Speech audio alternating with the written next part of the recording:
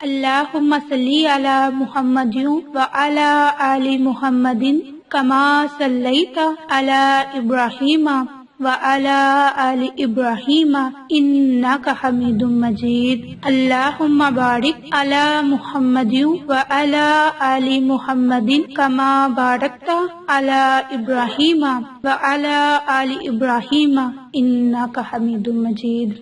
اللہم صلی علی محمد وعلی آل محمد کما صلیت علی ابراہیم وعلی آل ابراہیم انک حمید مجید۔ اللہم بارک علی محمد وعلی آل محمد کما بارکت علی ابراہیم وعلی آل ابراہیم انک حمید مجید۔ اعوذ باللہ من الشیطان الرجیم، بسم اللہ الرحمن الرحیم۔ عائشہ اسلامک ہسٹری کی پیاری بہنوں اور بھائیوں، السلام علیکم ورحمۃ اللہ وبرکاتہ۔ آج کی اس ویڈیو میں آپ کے ساتھ رمضان المبارک میں زکوٰۃ کی ادائیگی کا خاص عمل اور طریقہ کار شیئر کروں گی۔ زکوٰۃ اسلام کے بنیادی ارکان میں سے ایک اہم رکن ہے جو ہر ایسے مسلمان پر فرض ہے جس میں اس کی شرطیں پائی جائیں۔ زکوٰۃ کا لفظ قرآن مجید میں 32 مرتبہ آیا ہے اور اتنی ہی بار برکتوں اور اس کے ہم معنی لفظ کا ذکر ہوا ہے۔ اس طرح قرآن کریم کی 26 آیات میں نماز کو زکوٰۃ کے ساتھ ملا کر ذکر کیا گیا۔ اللہ رب العزت سورۃ بقرہ کی آیت میں ارشاد فرماتا ہے کہ بے شک جو لوگ ایمان کے ساتھ سنت کے مطابق نیک کام کرتے ہیں، نمازوں کو قائم کرتے ہیں اور زکوٰۃ ادا کرتے ہیں، ان کا اجر ان کے رب تعالیٰ کے پاس ہے، ان پر نہ تو کوئی خوف ہے، نہ اداسی اور نہ غم۔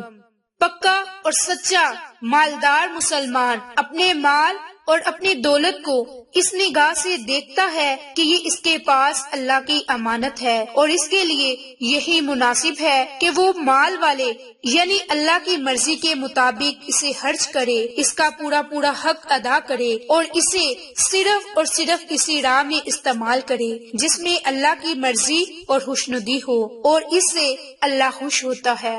اللہ تعالیٰ نے اپنی کتاب میں بار بار مسلمانوں کو مال خرچ کرنے اور غریبوں میں اسے تقسیم کرنے پر ابھارا ہے تاکہ اللہ کے اس مال کے ذریعے غریبوں، مساکین، فقیروں اور محتاجوں کی ضروریات کو پورا کیا جا سکے۔ سورۃ بقرہ کی آیت میں اللہ تعالیٰ کا ارشاد ہے کہ ایسا بھی کوئی ہے جو اللہ تعالیٰ کو اچھا قرض دے، بس اللہ تعالیٰ اسے بہت ہی بڑھا چڑھا کر عطا فرمائے۔ اللہ ہی تنگی اور کشادگی کرتا ہے، سب اسی کی طرف لوٹائے جاؤ گے۔ اسلام میں زکوٰۃ کا نظام انسانی تاریخ کا پہلا اور منفرد نظام ہے جس کے ذریعے غریبوں اور نادروں کی رعایت اور سرپرستی اور معاشرے کے افراد کے درمیان سماجی انصاف کو یقینی بنایا گیا، کیونکہ اسلام نے اس نظام کے تحت مالداروں اور صاحب ثروت پر فرض کر دیا کہ وہ اپنی دولت کا ایک حصہ غریب طبقہ اور محتاج اور مسکینوں پر خرچ کرے۔ زکوٰۃ نہ صرف صاحب ثروت کے مال کو پاک کرتا ہے بلکہ نفس انسانی کو بھی انانیت، حرص، طمع اور لالچ اور بخل سے پاک کرتا ہے۔ یہ فقیر اور نادر اور محتاج کے دلوں کو بھی صاحب ثروت اور مالداروں سے نفرت اور کراہت، بغض اور حسد، غیرت اور کدورت جیسی بری خصلتوں سے پاک کرتا ہے۔ ہر دو طبقے کے درمیان الفت اور محبت، بھائی چارہ کے نظام کو پروان چڑھاتا ہے۔ زکوٰۃ سماج کو، معاشرے کو جوڑے رکھنے اور مضبوط بنیادوں پر قائم رہنے اور اس کے افراد میں تکافل اور باہمی تعاون کے فروغ دینے، فقر و فاقہ کی صورتحال کا خاتمہ اور ہر طرح کے اخلاقی، معاشی، سماجی مشکلات پر قابو پانے میں اہم رول ادا کرتا ہے، بشرط ان اموال کا صحیح استعمال کیا جائے اور مستحقین کے درمیان ہی تقسیم کیا جائے۔ نصاب زکوٰۃ مال کا وہ متعین مقدار ہے جسے شریعت نے متعین کر دیا، جیسے کہ سونے کا نصاب رسول اللہ صلی اللہ علیہ وآلہ وسلم نے 20 مسقال متعین کیا جو کہ 85 گرام کے مساوی ہے، اور اسی طرح چاندی کا نصاب 200 درہم یا 52 تولہ متعین کیا، جو کہ 595 گرام خالص چاندی کے مساوی ہے۔ کوئی بھی انسان مالدار یا صاحب نصاب اس وقت سمجھا جائے گا جب اس کے پاس نصاب سے زائد ایسا مال ہو جو اس کی اور اس کے گھر والوں کی ضروریات سے فاضل ہو۔ ان بنیادی ضروریات میں کھانا پینا، کپڑا، لباس، سواری، رہائش کا کام اور اس طرح کی دوسری ضروریات اور وسائل سب شامل ہیں۔ ان ضروریات کے علاوہ اگر کوئی نصاب کا مالک ہو تو قمری مہینے میں 1 سال تک مالک رہتا ہے تو اس پر زکوٰۃ واجب ہو جاتی ہے۔ درمیان سال میں اگر اس میں کمی یا زیادتی ہوتی ہے تو اس کا اعتبار نہیں۔ مال کے علاوہ جانوروں، گلوں، پھلوں، معدنیات میں بھی زکوٰۃ واجب ہے۔ زکوٰۃ نکالنے کا مسئلہ نہایت ہی اہم اور پرخطر ہے۔ اس میں عام طور پر لوگ تساہل برتتے ہیں جو انسان کے رزق کی بے برکتی کا سبب بنتے ہیں۔ جو لوگ اپنے مال کی زکوٰۃ نہیں نکالتے ان کے لیے کتاب اللہ میں بڑی ہی سخت وعید آئی ہے۔ اللہ تعالیٰ کا ارشاد ہے، اور جو لوگ سونے چاندی کا خزانہ رکھتے ہیں اور اللہ کی راہ میں خرچ نہیں کرتے انہیں دردناک عذاب کی خبر پہنچا دیجیے۔ باخبر سورۃ توبہ۔ اللہ تعالیٰ سود کو مٹاتا ہے اور صدقے کو بڑھاتا ہے۔ باخبر سورۃ بقرہ۔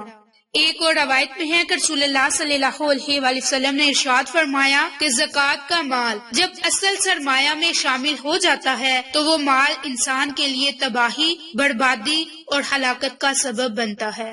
ایک اور روایت میں ہے کہ رسول اللہ صلی اللہ علیہ وآلہ وسلم نے ارشاد فرمایا کہ بندہ جب اپنا مال خرچ کرتا ہے اور زکوٰۃ ادا کرتا ہے تو فرشتے اس کے حق میں دعا کرتے ہوئے کہتے ہیں کہ اے اللہ تیرے رستے میں خرچ کرنے والے کو اور زیادہ عطا فرما۔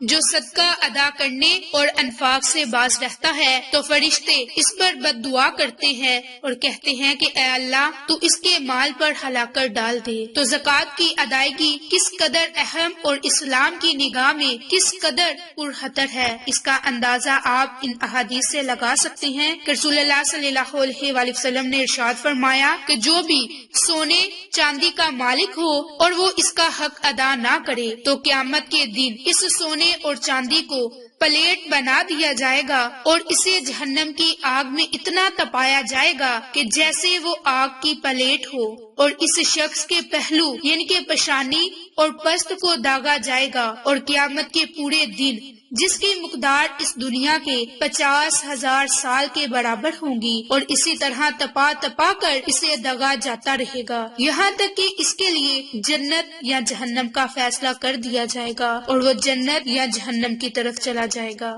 باحوالہ مسلم۔ اسی طرح ایک اور روایت میں ہے، حضرت عبداللہ بن عمر سے روایت ہے کہ ایک خاتون رسول اللہ صلی اللہ علیہ وآلہ وسلم کی خدمت میں حاضر ہوئی اور اس کے ساتھ ایک بچی تھی جس کے ہاتھ میں سونے کے وزنی کنگن تھے۔ رسول اللہ صلی اللہ علیہ وآلہ وسلم نے اس خاتون سے کہا، کیا تم اس کی زکوٰۃ ادا کرتی ہو؟ اور اس نے جواب دیا نہیں۔ تو رسول اللہ صلی اللہ علیہ وآلہ وسلم نے جواب دیا، کیا تم چاہتی ہو کہ اللہ تعالیٰ اس کی وجہ سے قیامت کے دن آگ کے کنگن اسے پہنائے؟ اس عورت نے بچی کے ہاتھ سے کنگنوں کو نکال کر رسول اللہ صلی اللہ علیہ وآلہ وسلم کی طرف بڑھا دیا کہ آپ اسے جہاں چاہے راہ خدا میں صرف کر دیں۔ باحوالہ ابو داؤد، ترمذی، مسند احمد۔ اگر آپ چاہتے ہیں کہ آپ زکوٰۃ ادا کریں اور اپنے فرائض ادا کر سکے تو مسلمانوں کو چاہیے کہ وہ اپنی زکوٰۃ پوری خوشی سے نکال کر اپنے رزق کو بربادی سے بچائیں اور رب ذوالجلال کی خوشنودی حاصل کریں۔ یہ مہینہ حسانت میں اضافہ کا مہینہ ہے، اس لیے اگر اس میں ادا کریں گے تو یقیناً عام دنوں میں ادائیگی کی بانسبت اس کے ثواب میں اضافہ ہوگا۔ واضح رہے کہ نفلی صدقات تو چھپا کر دینا افضل ہے، جس طرح دیگر نفلی عبادتیں چھپا کر ادا کرنا افضل ہے، مگر فرائض کی ادائیگی میں مستحب اس کو دکھا کر ادا کرنا ہے تاکہ دوسروں کو اس پر ابھارا اور آمادہ کیا جا سکے اور دوسرے بھی اسے دیکھ کر اس کی ادائیگی کی طرف مائل ہوں۔ زکوٰۃ ایک فرض ہے جس کے اندر انسانیت نوازی کی روح پہنا ہے۔ زکوٰۃ سماجی تعاون، کمزوروں کی دستگیری، آپس میں رحم دلی اور ایک دوسرے کو سہارا دینے کی علامت ہے، جس کے ذریعے سے معاشرے کے کمزور اور نادر طبقہ کے کندھے سے فقر و افلاس اور نادری کا بوجھ ہلکا ہوتا ہے اور ان میں جینے کی سکت پیدا ہوتی ہے۔ زکوٰۃ کے بارے میں کہا جاتا ہے یہ مال کا وہ حصہ ہے جو مالداروں کے مال میں غریبوں اور محتاجوں کے لیے صرف کر دیا گیا۔ زکوٰۃ سال بھر کی جمع پونجی میں سے جبکہ اس کی قیمت نصاب سے تجاوز کر جائے تو 2.5% فرض ہے، تو اپنی زکوٰۃ ادا کریں اور اس زکوٰۃ کو اپنے لیے جہنم کی آگ نہ بنائیں۔ اپنے مال میں سے اللہ کے راہ میں خرچ کریں تاکہ یہ مال آپ کے لیے نجات کا ذریعہ بن سکے۔ اس لیے اللہ کی راہ میں مال خرچ کریں اور رمضان المبارک میں یہ زکوٰۃ ضرور ادا کریں، اور کوشش کریں کہ رمضان المبارک کا مہینہ ختم ہونے سے پہلے اللہ کی راہ میں مال خرچ کریں تاکہ ضرورت مندوں کی ضرورت پوری ہو سکے۔ تو یہ تھی زکوٰۃ کے متعلق احادیث اور قرآن کی روشنی میں فضیلت، برکات اور زکوٰۃ کتنی ادا کرنی چاہیے۔ آج کی اس ویڈیو میں نے آپ کے ساتھ یہ شیئر کیا۔ اگر آپ کو ہماری یہ ویڈیو پسند آئے تو اسے لائک، شیئر اینڈ سبسکرائب کریں۔ جزاک اللہ۔